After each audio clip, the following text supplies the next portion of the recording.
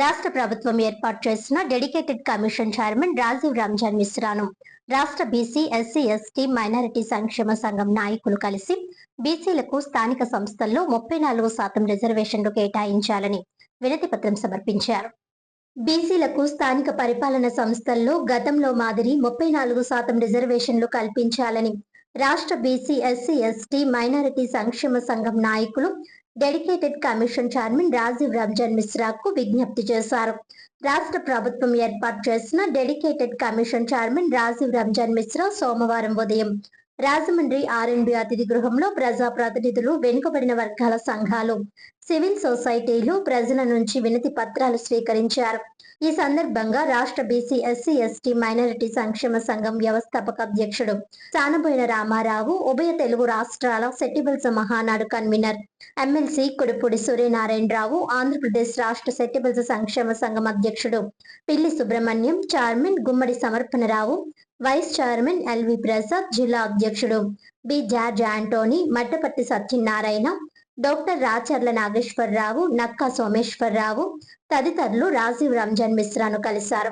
ఉమ్మడి తూర్పుగోదావరి జిల్లాలో అత్యధిక సంఖ్యలో దాదాపు 50% మంది సామాజికంగా, విద్యాపరంగా వెనుకబడిన తరగతులకు చెందిన ప్రజలు ఉన్నారని, వీరిలో ప్రధానంగా మత్స్యకార కులాలు, కల్లుగీత కార్మికులు, చేనేత కులాలు, యాదవ సామాజిక వర్గానికి చెందిన వారు లక్షలాదిగా ఉన్నారని, వీరే కాక రజక, నాయి బ్రాహ్మణ, విశ్వ బ్రాహ్మణ, తూర్పు కాపు, కొప్పుల వెలమ, దూదేకుల, తెలకుల తదితర కులాల వారు అధిక సంఖ్యలో ఉన్నారని ఆ వినతి పత్రంలో పేర్కొన్నారు.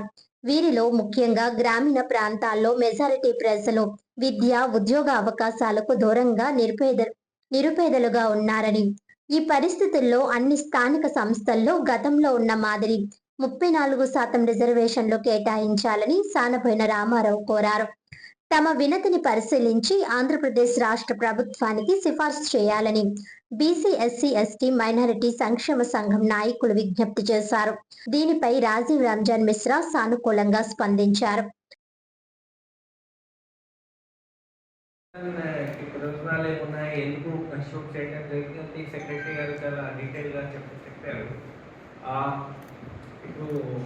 లాస్ట్ టైం నేను ఎస్సీ సబ్ క్లాసిఫికేషన్ కమిషన్ కూడా టేక్ చేసినప్పుడు చూశాను.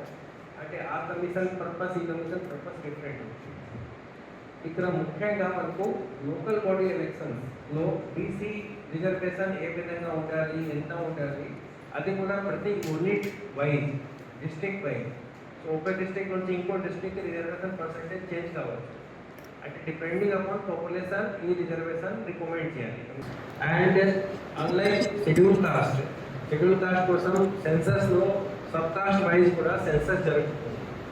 బీసీ కేసులో అటువంటి డేటా మనకు సెన్సస్ నుంచి రాదు. సెన్సస్లో ఇలాంటి సెన్సస్ జరగలేదు. మళ్ళీ మేబీ నెక్స్ట్ సెన్సస్లో ఇవి అన్నీ జరుగుతుంది, కానీ ఇప్పటివరకు ఆ డేటా అవైలబుల్ లేదు.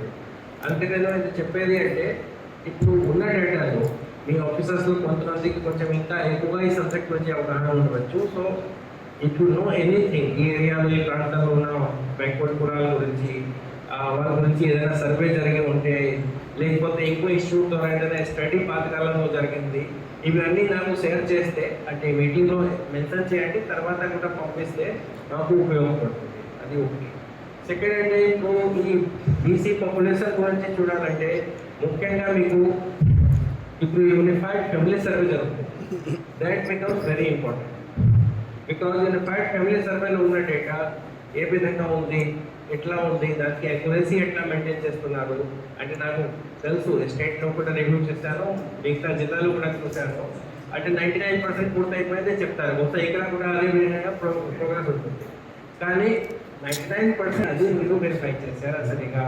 దానికి వెరిఫికేషన్ కోసం ఏ విధంగా ఏర్పాటు జరిగింది, ఏం సిస్టమ్ తయారు చేశారు, ఏ ప్రాసెస్ ద్వారా వెరిఫికేషన్ అయింది, క్రాస్ చెక్ చేయడం జరిగింది, ఏదైనా టాస్క్ ఫోర్స్ కాన్స్టిట్యూట్ అయిందా, అంటే ప్రతి జిల్లాలో ప్లానింగ్ డిపార్ట్మెంట్ గైడ్ లైన్స్ ఉంది, కలెక్టర్స్ ఇవన్నీ వేరే విధంగా మీరు రివ్యూ చేశారు, లేకపోతే సమ్ డిస్ట్రిక్ట్ లెవెల్ ఆఫీసర్స్, లేకపోతే మండల స్థాయి ఆఫీసర్స్ వెళ్ళి రివ్యూ చేశారు, కొన్ని ఇన్యూమరేటర్స్ ద్వారా చేసే పనికి క్రాస్ చెక్ చేశారు. అప్పుడు మాకు కొద్దిగా కాన్ఫిడెన్స్ వస్తుంది మీ డేటా కలెక్షన్ ప్రాసెస్ సరిగా ఉంది.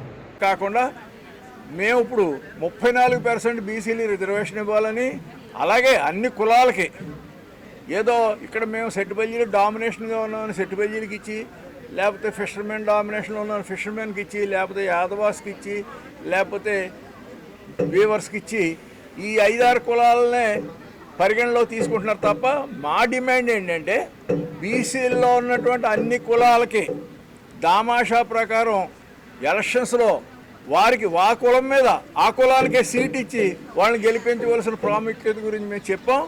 అలాగే మనలో సంచార జాతికి సంబంధించినటువంటి వాళ్ళు అనేక మంది ఉన్నారు. వాళ్ళకి ఆధార్ కార్డు లేదు, రేషన్ కార్డు లేదు, మరి అలాగే మన హెల్త్ సంబంధించినటువంటి ఏమీ ఇన్సూరెన్స్ లేవు, కనీసం వాళ్ళకి ఒక పక్కా గృహం లేదు. మేమేమంటాం అంటే వాళ్ళ పిల్లలందరినీ కూడా కంపల్సరీ ఎడ్యుకేషన్, వాళ్ళ పిల్లలకి నిర్బంధ ఉచిత విద్యని అమలు చేసి వాళ్ళు ప్రత్యేకంగా హాస్టల్స్ కట్టాలని కూడా మిమ్మల్ని రికమెండ్ చేయమని సార్ని కోరాం. వారి పరిధిని దాటి కూడా ఇవన్నిటిని కూడా చర్యలు తీసుకుంటామని చెప్పారు. ముఖ్యంగా మేము సెట్టుబల్జీ కమ్యూనిటీ గురించి ప్రత్యేకంగా చెప్పేది, మరి మీకు తెలియదు, బలమైన సామాజిక వర్గం మేము. గౌడాసు, మేము, అలాగే వేవర్సు, ఫిషర్మెన్, యాదవాస్ అంతా కూడా మేము లోకల్ బాడీస్ ఎన్నికల్లో ఖచ్చితంగా ఓసీల మీద కూడా గెలిచేటటువంటి సత్తా ఉన్నటువంటి వాళ్ళని.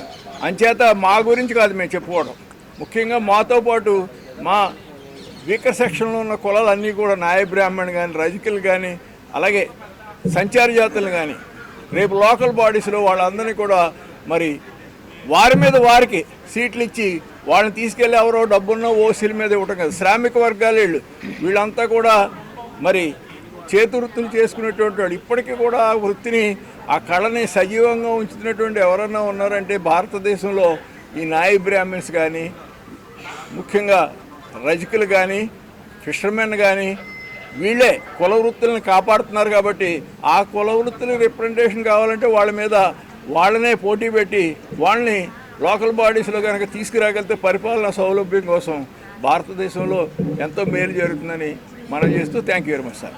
34%, మొదట్లో 20% ఉండేది ఎన్టీ రామారావు గారు పెట్టడం వల్ల. తర్వాత అది 34% చేశారు. ఆ 34ని 24 చేసేసి గతంలో ఎన్నికలు జరపడం వల్ల బీసీలు చాలా రాజకీయంగా అనగదొక్కపడ్డారు.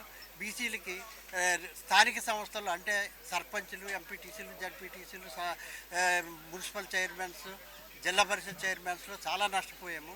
దాన్ని కవర్ చేయడానికి ప్రస్తుత గవర్నమెంట్ ఈ కమిషన్ పంపించింది. కాబట్టి మాకు 34% ఇవ్వాలని మేము డిమాండ్ చేసాము. ఎందువల్లంటే ఇది ఇలా కోర్టుల మీద పెడుతున్నారు. ఉట్టిది కోర్టు అన్నది ఎందుకు చెప్పిందంటే ఓన్లీ ఎడ్యుకేషన్లోను, ఉద్యోగాల్లోనూ రిజర్వేషన్ 50% దాటకూడదన్నది, కానీ రాజకీయ రిజర్వేషన్ల విషయంలో ఏమీ చెప్పలేదు కోర్టు. ఆ నెపంతో ప్రభుత్వాలు ఏం చేస్తున్నాయంటే ఈ బీసీలని అనగదొక్కడానికి రాజకీయ రిజర్వేషన్లు కూడా తగ్గించేసి ఎలక్షన్కి వెళ్ళిపోయి మాకు అవకాశాలు రాకుండా చేస్తుంది. దాన్ని మేము ఓవర్టేక్ చేయడానికి రోజున మా కుడుపూడి సూర్యనారాయణ గారి సారథ్యంలో రాజీవ్ మిశ్రా గారిని కలిసి ఈ డెడికేటెడ్ కమిషన్ ద్వారా మాకు న్యాయం జరగాలని ఒక రిప్రజెంటేషన్ బీసీ కమిషనర్ గారికి ఇవ్వటం జరిగింది.